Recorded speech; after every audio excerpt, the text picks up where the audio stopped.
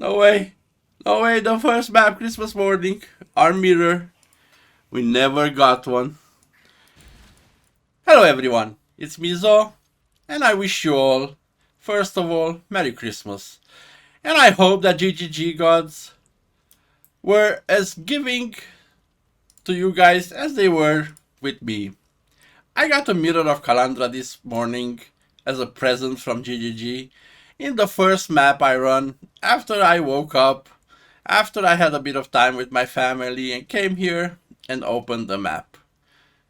You know, stuff you do in the mornings while having your coffee. It's my first ever mirror in 10 years, so yeah, you can imagine I'm pretty happy with it. Now, let's talk about our character, because this video is just an update on my Pathfinder, Toxic Name Pathfinder Magic Finder. I did a lot of tier 7 maps with it, a lot of cemeteries. I got a lot of divine orbs out of it, so I upgraded my character quite a bit. And it's time to show it what I did to you guys. First of all, I actually managed to level up in those maps. I am level 99 now. And let's check the gear. And what are we running? Because it's quite a big change from the last video. We still have same Widow Hail Bow. We did not corrupted it just yet. I think the only good corruption for it might be the attack speed. So it's no rush. As for helmet, I have this one over here. It's a new one, different from the one in my other video. It has some chaos res, a lot of rarity, and an unveiled rarity of items dropped by Slayer rare or unique monsters. Now this helm gives us over 100 rarity whenever we're killing a rare monster, which is pretty crazy. Amulet is the same, Defiance of Destiny, with Sovereignty anointed on it. We need the mana reservation, so it was a no-brainer. Got this quiver over here, which is still a bit far from perfect, but it was around 40 divines or so, so it was a good pickup. I am looking to buy a new one though, with all tier 1, like all tier 1 mods in the future. This Ventor's Gamber, from what I want from it, 10 quante 40 rarity, it's amazing. Picked it up for quite a lot of divines, and that's why I also bought a Calandra's Touch Ring to mirror it.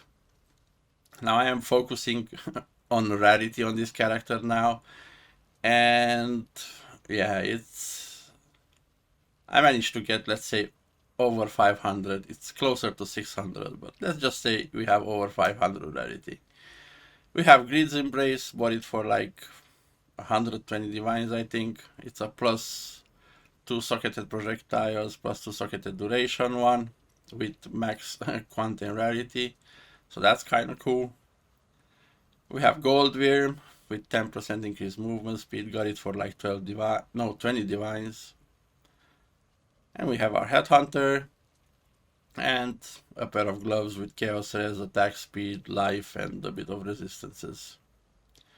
Now that increased AoE effect craft actually helps us get really close to that 39% AoE that we need. We are, I think, around 37. I know it's not perfect, but it's okay. I did not feel any difference, to be fair, so... Yep, I also purchased a Progenesis and replaced the Taste of Hate. Taste of Hate helps a lot against physical. This helps a bit against elemental too, so it was quite an expensive upgrade. It was 50 divines, I think, or 60. Pretty crazy what prices they are nowadays, because everybody is just magic finding or finding divines left and right, so that's pretty cool. Divination Distillate, Topaz Flask.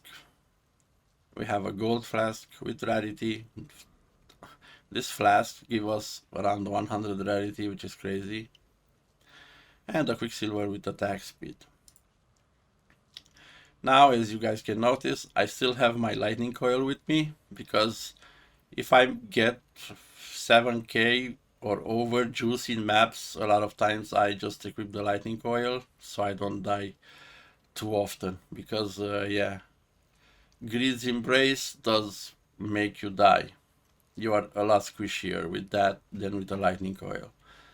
So I'm keeping this with me, and also I'm keeping my running setup, which is this old belt I had with flask affected charges gained, a silver flask with attack speed, and the quicksilver with extra movement speed. I equip these at the beginning and end of maps. At the end to loot, and at the beginning to, you know, walk around the league mechanic, the forest, to gather up all the wisps that I missed while revealing. So this is pretty good. It's a bit of micromanagement, but I love it. Okay, as for skills, let's talk about skills now. I have the same 6 link with Toxic Rain Cruelty rarity. Actually, I did exchange Mirage Archer for rarity, and this is something we kind of have to talk about, because Mirage Archer kills the Abyss Spires. It's just so unreliable. Even though I try to kite, I try to stay away, but a lot of times we have Shroudwalker. So yeah, I have to also pay attention to Shroudwalker, and then there's the Mirage Archer, and then you can get a lot of souls. And, you know, the Abyss Spire just dies. So that's why I removed Mirage Archer, and I'm using item rarity. The other one is Awakened Wish Proj, Awakened Void Manipulation, and Efficacy Support.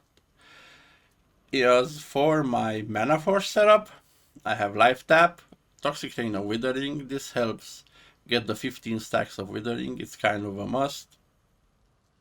Item Rarity, because I linked it with Cooling Strike. And then I'm getting Onslaught, using this new gem, Frenzy of Onslaught. Which is pretty cool. Onslaught is up almost every time whenever you're attacking monsters, so it's a nice small addition as a gem if you can use it. In my boots, we have our Arrogance setup, which is Dread Banner and Vitality, and together with Withering Step. I still have Blasphemy Despair over here in my gloves. This is for my Explodies. I love my Explodies. I don't want to get rid of them. Blood Rage and Steel Skin. Now I do alternate Steel Skin and Immortal Call quite a lot. I cannot tell you which one is better, but yeah, I don't know. Whenever I have vulnerability in map, I prefer Steel Skin. Whenever I don't, I go to Immortal Call, and so on. My other auras are Purity of Elements, Enlighten 4, Petrified Blood, and Malevolence. And now, there's some more changes on the passive side, because this is how it looks like right now. Now, if you can remember, I had the cluster set up, the second one over here, but because I changed to Greed's Embrace, I couldn't cap my suppression anymore. So I actually needed these nodes, and then Natural Remedies became a really good option, especially when you have Progenesis. So it was a no-brainer to come back down here. Another thing I did is I've got an Elegant Hubris with Caspiro, so attributes are not an issue anymore. And I have triple rarity nodes over here, which is kind of cool. 120 rarity from a cluster jewel. Then I also bought a massive Thread of Hope, because this guy is just insane, and I needed it to get these reservation nodes from here. So along these I also got some extra attack speed and movement speed, some extra life, more attack speed. This saved me 1 point over here, and some more life. There's a lot of good other stuff you can get with this Thread of Hope, but for that I would have to change my Elegant Hubris, and I'm not sure what else I could pick up. But yeah, this is how the tree looks like at the moment. I love this massive thread of hope. It just gives you so much extra freedom, but that's why they're so expensive. I think I paid like 50 divines for it or something, which is kind of nuts. For Pantheons, I still use Soul of Lunaris, and the minor one I just change around. Right now it's because I have some issues with bleeding, I use Soul of Ralakesh, but if I do have a Burning Ground map, I can swap to Aberrath. I don't really use the poison one anymore, but still, if you have a map that where they stack 20 poisons on you, you can just swap over to this one and use it. Because we use Progenesis now, our Chaos Res is actually capped. So we are pretty good on that side also.